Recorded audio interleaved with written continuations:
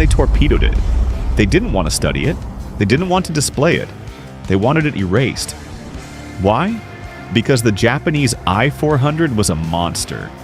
A 400-foot Leviathan designed to burn the Panama Canal and unleash biological terror on the US mainland. Japan had built a Death Star that terrified the Pentagon so much, they destroyed the evidence rather than let the Russians see the blueprints.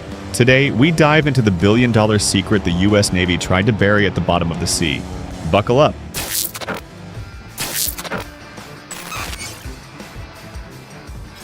To understand why this sub terrified the US Navy, you have to look at the sheer scale of the madness.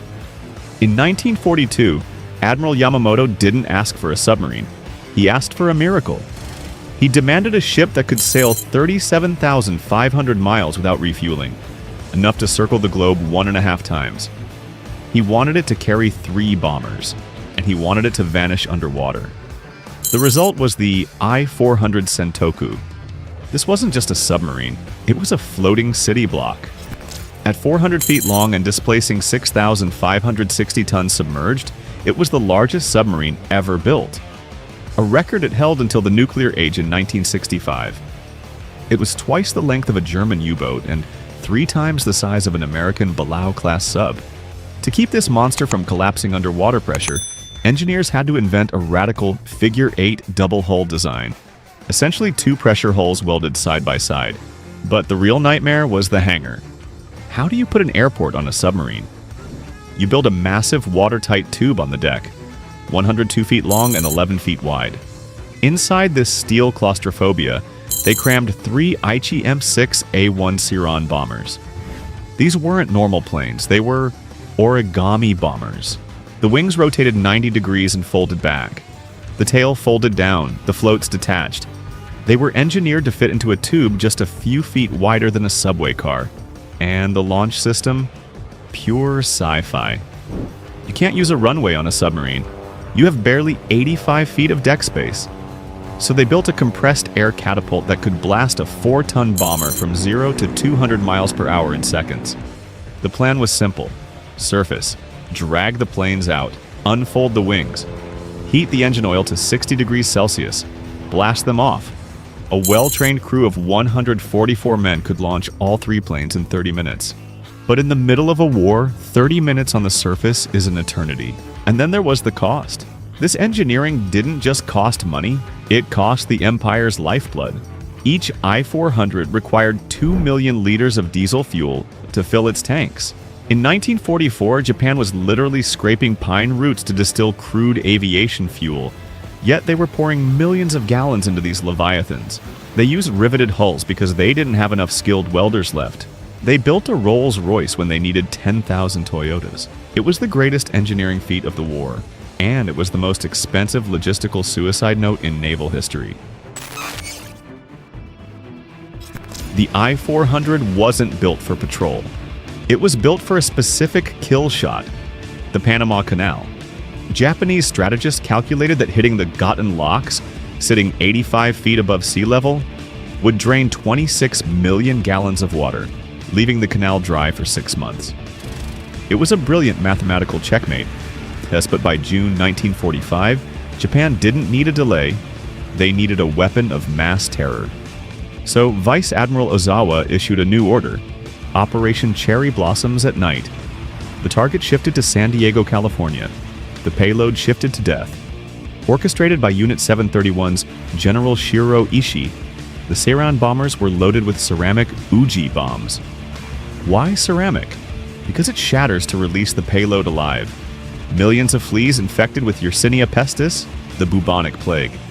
The launch was set for September 22, 1945. The only thing that stopped the biological annihilation of the U.S. West Coast was Japan's surrender on August 15th, just 35 days before the end of the world. When the I-400 finally surrendered to the USS Segundo on August 19th, the Americans found planes painted with fake U.S. stars, proof of a suicide false flag mission. But the U.S. wasn't the only one watching. In spring 1946, the Soviet Union demanded access to the subs under wartime treaty rules. The Pentagon panicked. They knew if Stalin got the blueprints for an underwater carrier, the Cold War would be lost before it started. So they launched Operation Road's End. On May 31st, 1946, days before Soviet inspectors arrived, the Navy towed the fleet to Point Deep 6 off Oahu and torpedoed them.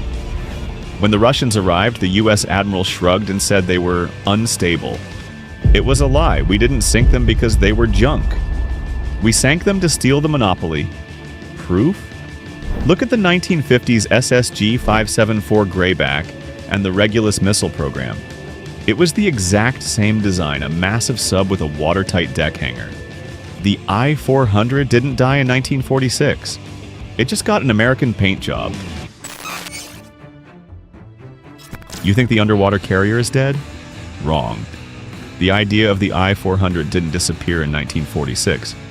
It just went dormant. And now, 80 years later, it has woken up. Smaller, smarter, and infinitely more expensive. Japan? The silent motherships. Let's start with Japan.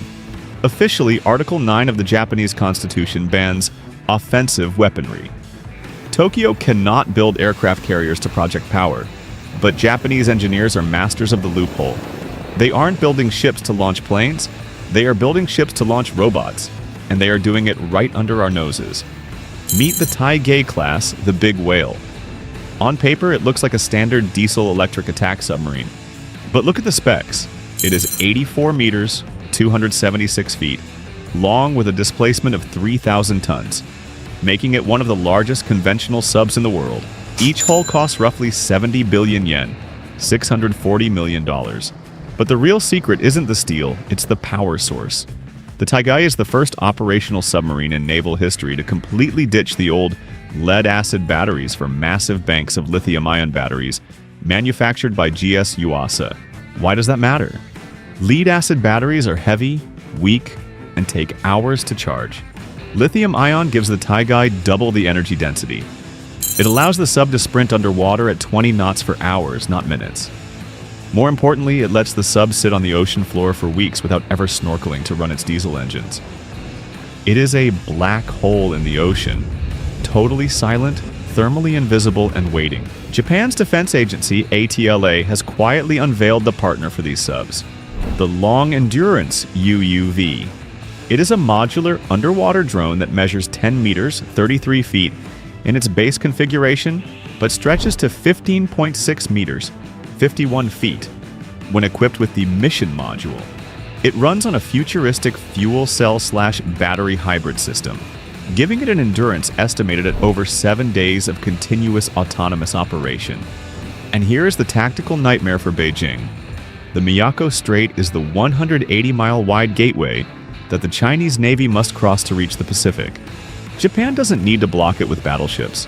The strategy is to park a silent Taigei-class submarine on the seabed. It acts as an underwater mothership, deploying a squad of ATLA drones. These drones detach, swim miles away to active shipping lanes, listen for Chinese submarines, and relay targeting data back to the Taigei via encrypted acoustic modems. The Taigei never moves. It never makes a sound. It just feeds coordinates to the anti-ship missile batteries on the Ryukyu Islands. The spirit of the I-400 is alive and well. Japan just swapped the diesel engines for lithium batteries and the suicide pilots for silicon chips. The United States, the hive. If Japan is building the mothership, the United States is building the hive. The Pentagon realized that in a war with China, one sub, one mission is a losing strategy. So they are currently ripping apart their own fleet to turn attack submarines into underwater aircraft carriers. The cornerstone of this plan is the Virginia-class Block V. The Navy is taking standard $3 billion nuclear attack subs and physically cutting them in half. They are welding in a massive new 84-foot section called the Virginia Payload Module, VPM, which increases the sub's total length to 460 feet and its displacement to over 10,000 tons. On paper, the VPM adds 4 giant vertical launch tubes that boost the Tomahawk missile capacity from 12 to 40. But in reality, those tubes are robot garages. They are designed to launch the AeroVironment Blackwing, a 20-inch 4-pound loitering reconnaissance system that shoots out of a standard 3-inch signal ejector. Once the canister hits the surface, the drone's wings pop out. Its electric motor spins up, and it links into a secure digital mesh. A single Block V submarine can carry dozens of these. Imagine the scenario. A U.S. sub surfaces in the South China Sea, and instead of firing a shot, it sneezes a cloud of 50 Blackwings into the air. Instantly, the U.S. commander has a live video feed of every ship in a 50-mile radius. The sub vanishes, but the drones stay. But why risk a manned crew at all? The ultimate evolution is the Orca XLUUV, Extra Large Unmanned Undersea Vehicle. Built by Boeing, this is the spiritual successor to the Japanese EAB-400, but without the need for oxygen. It is 85 feet long, weighs 50 tons, and runs on a hybrid diesel-electric engine with a staggering range of 6,500 nautical miles, enough to sail from San Diego to Shanghai and back, without a human soul on board. The scary part isn't the range, it's the 34-foot modular payload bay in the middle. Just like the I-400's hangar, this is empty space designed to carry whatever the mission needs. If the mission is surveillance, it deploys a swarm of sensor buoys. If the mission is attack, it launches the Hammerhead encapsulated torpedo. This is a smart mine that sits on the ocean floor, listening for enemy submarines. When it hears a specific acoustic signature, it launches a Mk-54 torpedo autonomously. The Navy has already ordered 5 of them. It is an unmanned underwater aircraft carrier that can park off the enemy coast for months, waiting for a single digital signal to wake up and choose violence. China, the Great Underwater Wall. And finally, we have the reason the Pentagon is actually panicking: China. Intelligence analysts have been watching a secret shipyard in Sanya, Hainan, and what they found is terrifying. Satellite imagery has revealed 2 massive extra-large UUVs. These aren't small drones. They are Leviathans, estimated to be 50 meters long. That is double the size of the American Orca. Why build them that big? Because China doesn't want a scout, they want a truck. These giants are large enough to carry heavy thermal torpedoes, sea mines, and even loitering munitions across the entire Pacific. China is effectively building a great underwater wall, a fleet of unmanned carriers designed to swarm U.S. carrier groups the moment they enter the South China Sea. In the end, it's simple math. Japan invented the nightmare, the U.S. perfected it. And now, China is mass-producing it. 3 superpowers are racing to the bottom of the ocean because they have all learned the lesson of the I-400. Who controls the depths, controls the war. And if you want to control the truth behind the trillions, you know what to do. Subscribe to Front Cost, smash that like button, and watch our next video to see what else the Pentagon is hiding. We'll see you there.